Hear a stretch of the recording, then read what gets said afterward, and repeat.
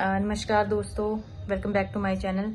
और इतने दिनों से मैं रोज़ मंदिर में जा रही थी। आज भी मैं एक मंदिर में जाके आई हूँ और वहाँ जाके भी मैंने जो देखा, सच में मुझे बस एक ही चीज़ बार बार फील होती है कि हम मंदिर सिर्फ इन्हीं कामों के लिए जाते हैं।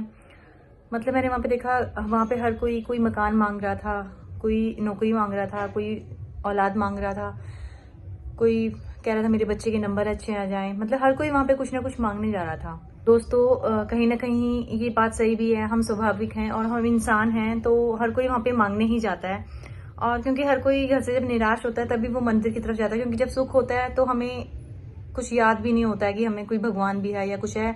हाँ, कुछ एक लोग होते हैं जो भगवान को मानते हैं, जो रोज भगवान की पूजा करते हैं, बट कुछ ऐसे होते हैं जो सिर्फ दुख के टाइम पे भगवान को याद करते हैं। और शायद वो लोग वही उन्हीं में से थे जो वहां पे सिर्फ भगवान के आगे रो रहे थे और कुछ ना कुछ मांग रहे थे, और ये स्वाभाविक है।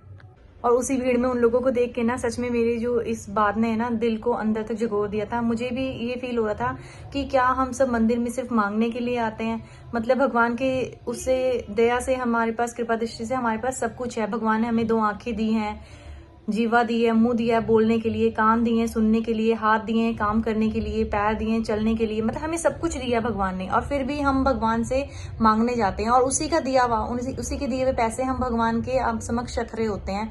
मतलब वो भी हम मांग रहे होते हैं। मतलब हमें ये होता है कि भगवान हमें बस तरक्की दे। हम भगवान को क्या दिल से वहां पे कोई ऐसा जाता है जो भगवान को इन सब चीजों के लिए थैंक यू बोलने जाए? तो आज का जो मेरा ब्लॉग है वो इसी से रिलेटेड है। हम भगवान को 2 रुपए, 10 रुपए, 100 रुपए चढ़ा के हम भगवान से उम्मीद करते हैं कि लाखों करोड़ों की उम्मीद करते हैं, बट लेकिन क्या हम कभी भगवान को थैंक यू बोलते हैं कि वो 2 रुपए और 10 रुपए भी जो वो उसने हमें दिए हैं वो कुछ सोच के ही दिए होंगे ना? तो दोस्तों, मैंने अपने मंदिर में, अपने सनातन धर्म के मंदिरों में, किसी भी मंदिर में गई, मैंने वहां पे सब जगह में एक ही चीज नोटिस की थी। हम गुरुद्वारे भी जाते हैं, हम चर्च जाते हैं, हम हर जगह जाते हैं, लेकिन हमारे सनातन धर्म में यही कहा जाता है कि सबका भला हो। मतलब सिर्फ हम अपने लिए नहीं, सबके भले के लिए ही वहां पे पूजा पाठ कर रहे होते हैं। और सनातन हमें सिखाता भी यही है कि सबका भला हो। मतलब अपने हित की ना सोच के हम दूसरों के बारे में सोचते हैं।